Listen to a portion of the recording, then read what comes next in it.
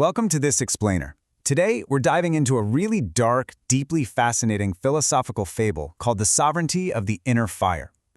To truly grasp the existential tension we're going to unpack, I want you to imagine we're stepping straight into the pages of a graphic novel. I'm going to take on the chilling persona of the state's enforcer, the Pale Inquisitor. And you, the viewer, you are the last thinker. You've been brought before me not for a crime you committed, but for a crime of thought. We're going to directly interrogate your philosophy, setting up this epic confrontation between the harshness of absolute truth and the warm, suffocating blanket of enforced comfort. Right off the bat, the text drops this incredible idea, establishing exactly what the state needs to survive. Picture me, the Inquisitor, looking down at you from a hollow throne. My kingdom is made of dust and stone, and it demands complete submission to what I call the iron floor. The premise here is simple but terrifying. When the natural light, those standard suns, fade away, people get scared, and a terrified collective mind will happily trade its very soul just for a little bit of safety. So, that brings us to our first major conflict, the threat of waking souls, pitting the inner fire directly against state control. The source material really forces us to look at two entirely opposing forces. On one side, we have my domain, the iron floor. This is state-mandated acceptance. It's a collective numbness that keeps absolutely everyone quiet and perfectly aligned. But on the other side is your philosophy, the dragon's roar. This represents individual awakening, the terrifying, chaotic truth of just waking up. Now, to the state, your inner certainty isn't some beautiful gift, It's a literal threat that makes our ledger bleed. The state requires the floor, but you want to unleash the dragon. As I sit at my deeply scarred stone desk, my ink completely cold, I have to admit a really frustrating truth to you. I can bar the physical gates against your waking soul, sure, but chains are useless. You can't put physical restraints on a mind armed with internal truth, a mind that actually knows that secret forge where inner certainty grows. Because you can't be physically broken, I have to break your philosophy instead. Let's shift the scene a bit for part two, the great phantom sun and artificial horizons at the Twilight Sea. To really make you understand, I summon you to the edge of the Twilight Sea. The water here moves like liquid lead under this perpetual heavy gray sky.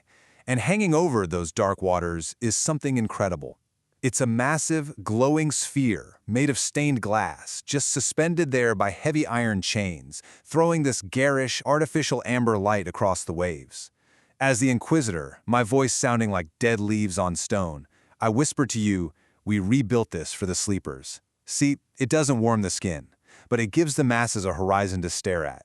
It tells them when to wake, when to dig for roots, and when to close their eyes. And this is just a brilliant illustration of the psychological impact of state-controlled narratives. It's a pure transaction. The state provides the phantom sun, and in return the citizen is completely shielded from absolute meaninglessness. We dictate their daily routines, and suddenly they're freed from the agonizing burden of existential choice. We forge this massive grand narrative, and they are comforted, kept safely away from the terrifying void. We literally manufacture a myth, because the alternative, it's just unbearable for them. But what happens when you take that away? That's Section 3, the void and the horizon, and the real cost of destroying the myth. I pull your attention away from our beautiful glass sun and point out into the violent distance of that dark water. Out there is a rotting, unmoored ship tossing wildly in the waves. The crew on board is frantic. They are praying desperately to the artificial light of our glass sphere. This is exactly what happens when people are forced to face their internal chaos without a societal anchor.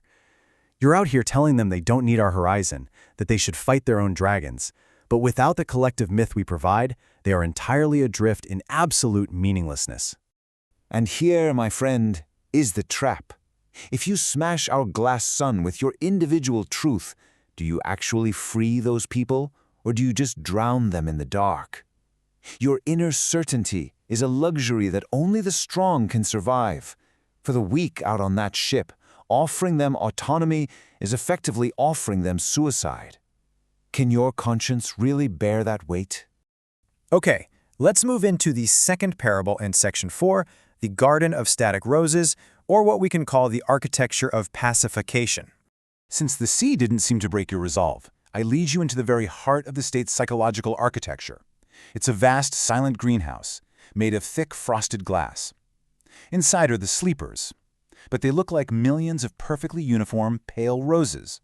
They don't grow from dirt. They're fed by these small iron pipes, pumping a dull gray liquid. They have absolutely no thorns. They never ever wither. But they also possess zero scent. Running a skeletal finger along a flawless petal, I tell you, they are perfectly safe here because the blood of chaos has been entirely drained from their veins. What we've cultivated in this greenhouse is the physical manifestation of a famous philosophical concept, Nietzsche's last men. This is the ultimate, final goal of our state's design, a populace that is perfectly pacified.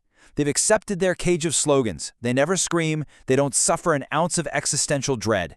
They have traded all ambition, all potential for greatness, just for the absolute guarantee of safety. It's a painless, but entirely hollow existence. So let's contrast this perfectly sterile safety with your grand vision. On one side, we have the static rose, flawless, comfortable numbness. On the other side is your ideal, the wild, thorned rose.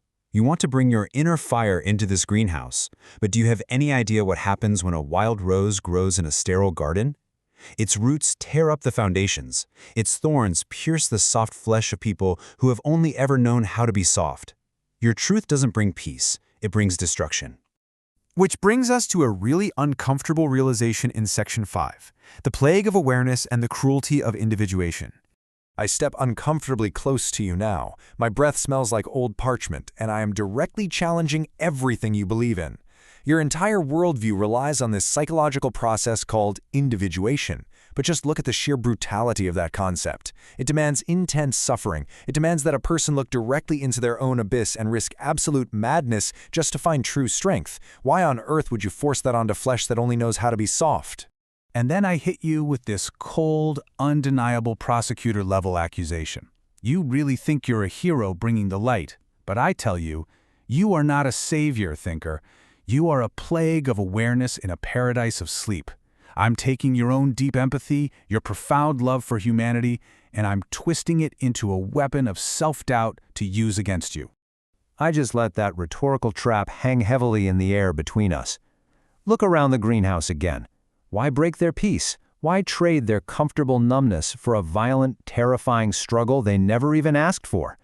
This is the core ethical dilemma of your philosophy, forcing the terrifying burden of freedom onto people who vastly prefer the safety of the cage.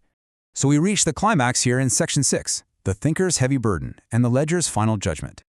I step back, slowly opening my grand ledger, ready to record your judgment. Let's break down the ultimate existential crossroads this text presents us with. On the left, we have your path, the thinker's path, the pursuit of subjective truth, accepting inevitable psychological suffering and risking madness to fight internal dragons.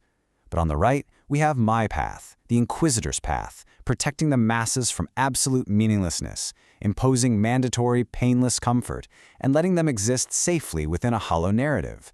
It is this agonizing, constant tension between radical personal freedom and state-enforced social responsibility. Which brings us to the ultimate, incredibly heavy question of this explainer. As you carry this intense moral weight placed squarely on your shoulders, you have to answer this for yourself. Does the pursuit of ultimate, individual truth truly justify the psychological suffering of the masses? The ledger remains open. The choice, thinker, is yours.